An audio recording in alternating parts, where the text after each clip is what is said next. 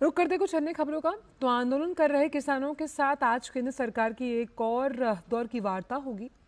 केंद्र सरकार की तरफ से कृषि मंत्री अर्जुन मुंडा, वाणिज्य मंत्री पीयूष गोयल और गृह राज्य मंत्री नित्यानंद राय चंडीगढ़ में किसानों के साथ बातचीत करेंगे। सरकार बार बार और लगातार कह रही है कि किसान बातचीत के जरिए हल निकालें। कृषि मंत्री अर्जुन मुंडा ने किसान आंदोलन को लेकर सभी पक्षों को ध्यान में रखते हुए बात करते हुए ये कहा कि ये भी ध्यान रखना होगा कि किसान आंदोलन से लोगों की रोजमर्रा की दिनचर्या प्रभावित ना हो।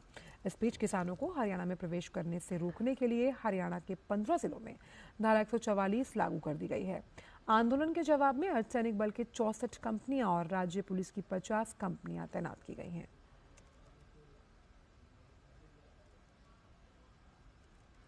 जो भी अपनी बातों को रचनात्मक सकारात्मक सोच के साथ रखना चाहता है रखे और हम समाधान ढूंढें। तो हमने सबसे बातचीत की, कई लोगों ने इन सारे विषयों पर अपनी सहमति दी कि हाँ, यह सरकार ठीक कर रही है, सरकार क्विक एक्शन ले रही है, सरकार एडमिनिस्ट्रेटिव तरीके से एक्टिव है। पर इस बात से तो वो भी इस बात को मानते हैं कि किसान संगठनों के जो प्रतिनिधि होने चाहिए, पिछले जो कमेटी बनी थी उसमें उन्होंने नाम नहीं दिया। अब उस समय ये बातें सामने आई कि 3 की संख्या कम थी तो हम 6 कर सकते थे, हम बात कर सकते थे और कुछ, क्योंकि संगठनों के प्रतिनिधि ही होंगे, पूरा संगठन के दृष्टि से तो नहीं होगी। मैं निवेदन करूंगा सारे किसान संगठनों से बातचीत के माध्यम से समाधान ढूंढे और उसमें सरकार पूरी तरीके से तत्पर है, प्रतिबद्ध है और इस बात का ध्यान रखे कि आम आदमी को कठिनाई ना हो। जो एडमिनिस्ट्रेटिव नेचर के काम हैं उसको हम त्वरित गति से निष्पादित करते हुए लोगों को हम ये भरोसा देना चाहते हैं कि उसमें कहीं सरकार पीछे नहीं है।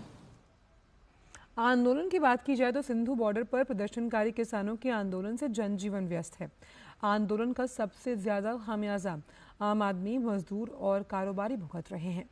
किसान आंदोलन ने आम लोगों की मुश्किलें बढ़ा दी। ट्रैफिक जाम और कारोबार जो है वो बुरी तरह से प्रभावित हुआ, जिसकी वजह से लोगों का बुरा हाल है।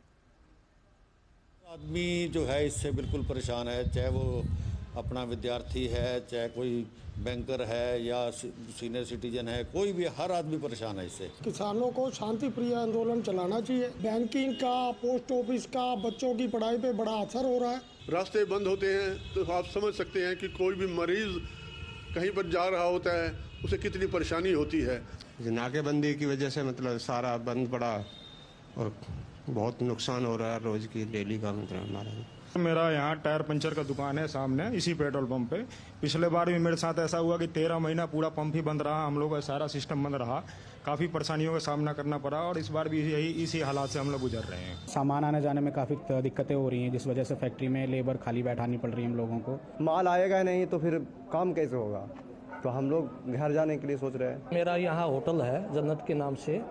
पिछली साल जब ये किसान आए मेरे को 25 लाख रुपए का नुकसान हुआ था और अब भी मेरे को ये टेंशन हो रही है कि वो पिछली तो कवरेज हुई नहीं, आगे फिर शुरू हो गया।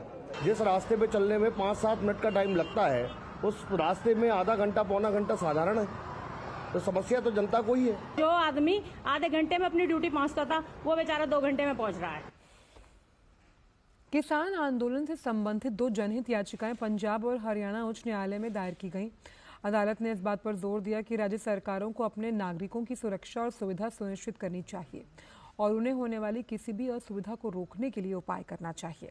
हाई कोर्ट ने राज्यों को एक नोटिस जारी किया जिसमें पंजाब, हरियाणा और केंद्र शासित प्रदेशों द्वारा स्थिति रिपोर्ट दाखिल करने के लिए कहा गया है। अदालत ने कहा कि वे संबंधित पक्षों को बैठकर समस्या सुलझाने के लिए कहकर विवाद को सुलझाने के पक्ष में है। इस मामले में अगली सुनवाई आज होनी है।